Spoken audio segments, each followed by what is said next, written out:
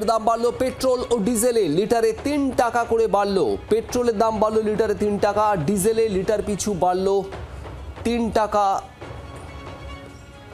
সামান্য বেশি, প্রায় 3 টাকা করেই বাড়লো লিটার এবং ডিজেলে লিটার পিছু দাম। এই মুহূর্তে অয়ন ঘোষাল আমাদের প্রতিনিধি রয়েছেন নিউ টাউনের পেট্রোল পাম্প থেকে সরাসরি। অয়ন, পেট্রোল ডিজেলের দাম বাড়লো, আশঙ্কা একটা ছিলই 3 টাকা করে লিটারে পেট্রোলের দাম বৃদ্ধি, ডিজেলেও একই রকমভাবে দাম বেড়েছে। আর এই দাম বৃদ্ধির পর কিরকম প্রতিক্রিয়া গ্রাহকদের, মানে যারা পেট্রোল ডিজেল কিনছেন?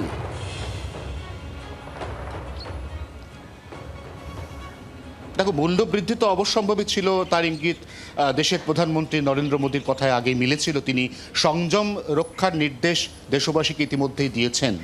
এই অবস্থায় হরদীপ সিং পুরী কেন্দ্রীয় পেট্রোলিয়াম মন্ত্রী তিনি গতকালও জানিয়েছিলেন যে দেশে 45 থেকে 48 দিনের মতো জ্বালানি স্টক মজুত রয়েছে, কিন্তু প্রতিদিন রাষ্ট্রায়ত্ত তেল সংস্থাগুলোকে কোটি কোটি টাকার লোকসানের বহর গুনতে হচ্ছে। তার কারণ আন্তর্জাতিক খোলা বাজারে ব্যারেল পিছু অশোধিত তেলের দাম $112 ছাড়িয়ে গেছে।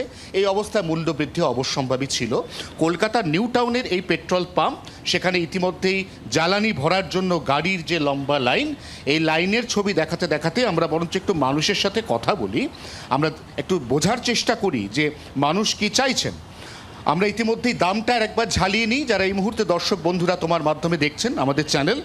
আজ সকাল 6টা থেকে কলকাতায় পেট্রোলের দাম লিটারে 3 টাকা 29 পয়সা বেড়ে 108 টাকা 74 পয়সা, ডিজেলের দাম 3 টাকা 11 পয়সা বেড়ে 95 টাকা 13 পয়সা। আমি একটু কথা বলি, আমি আপনার সাথে কথা বলি। দামটা বাড়ার কথা ছিলই, আমরা ইতিমধ্যেই তার একটা ইঙ্গিত পাচ্ছিলাম। সেই দামটা অবশেষে আজ থেকে বাড়লো। কতটা অসুবিধা হবে নাকি এই পরিস্থিতির সঙ্গে মানিয়ে নেবে? অসুবিধা তো হবেই অবশ্যই। অলরেডি 105 টাকা কত পয়সা ছিল, এখন দেখছি হঠাৎ করে ভরালেন পেট্রোল না ডিজেল? পেট্রোল হ্যাঁ, যথেষ্ট বেড়ে গেল।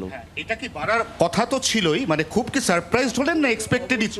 আমরা তো জানি না, কালকে রাত্রিবেলাও আমরা এরকম মেসেজ পাইনি, হট করে এখন দেখছি পেট্রোল ভরাতে কি 8 টাকা 70 পয়সা।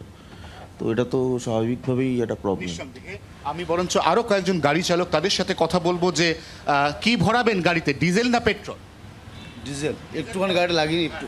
দামটা যে বাড়লো, কতটা অসুবিধা হবে, কিভাবে অ্যাডজাস্ট করবেন? দেখুন, বিশ্ববাজারে যা হচ্ছে, যেভাবে যুদ্ধ পরিস্থিতি তৈরি হয়েছে, সে তুলনায় তেলের দাম বাড়বেই, অসুবিধা তো হবেই, জাস্ট মানিয়ে নিতে হবে।